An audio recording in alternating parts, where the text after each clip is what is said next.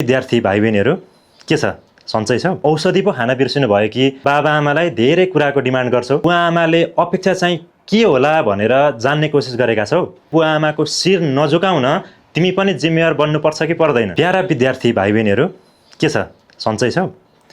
तिमीहरूले याद गरेकै होला तिमीहरू विद्यालयबाट घर पुग्ने बित्तिकै आमा बुवाले तिमीले आज खाजा खाइस् कि खाइनस्, पानी खाइस् कि खाइनस् भनेर सोध्नुहुन्छ। टिफिन बक्समा एक चम्चा मात्र खाजा छोड्यो भने पनि किन खाइनस् भनेर राखी पार्नुहुन्छ। रिसाउनु पनि हुन्छ। भोलिदेखि खाजा हाल्दिन्न भनेर घुर्क्याउनु पनि हुन्छ। तिमीलाई लाग्दो हो मम्मी रिसाउनुको कारण खाजा नाश गर्नु हो, तर होइन।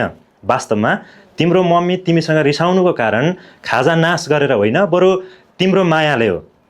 मेरो छोरो या छोरी आज दिनभरि भोकै बसेछ भन्ने चिन्ताले हो। प्यारा विद्यार्थी भाइ बहिनीहरू, तर के तिमीले कहिल्यै बेलुका आफ्ना बाबा आमालाई आज अफिसमा खाजा खानुभयो कि भएन, के खाजा खानुभयो, काममा पानी खानुभयो कि भएन, औषधि पो खान बिर्सिनु भयो कि भनेर सोधेका छौ? याद गर है, तिमीले नसोध्दा पनि खासै फरक पर्दैन, तर पनि हरेक आमा बुवाको अपेक्षा चाहिँ सोधिदियोस् भन्ने हुन्छ। यसले उहाँहरूलाई मेरा छोराछोरीले मेरो ख्याल राख्दा रहेछन् भन्ने महसुस हुन्छ र उहाँहरूको मन खुसी हुन्छ। आफ्ना छोराछोरीका कारण आफ्ना बुवा आमाको मन खुसी हुनु अथवा बुवा आमा खुसी हुनु भनेको उहाँहरूका लागि संसारकै सबैभन्दा बढी अथवा सबैभन्दा ठुलो महत्त्वपूर्ण कुरा हो। तिमीहरू आफ्ना बाबा आमालाई धेरै कुराको डिमान्ड गर्छौ। कहिले जुत्ता, कहिले कपडा, त कहिले खानेकुरा। कहिलेकाहीँ त आफ्ना बुवा आमाको आर्थिक हैसियत भन्दा पनि माथिको कुराको अपेक्षा राख्छौ, डिमान्ड गर्छौ।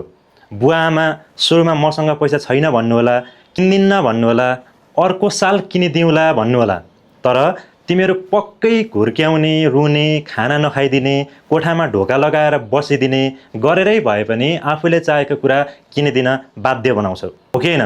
भन त। तिमीहरूलाई त सजिलो छ, आफूले भने जस्तो भएन भने, आफ्नो माग पुरा भएन भने रोइदिन्छौ।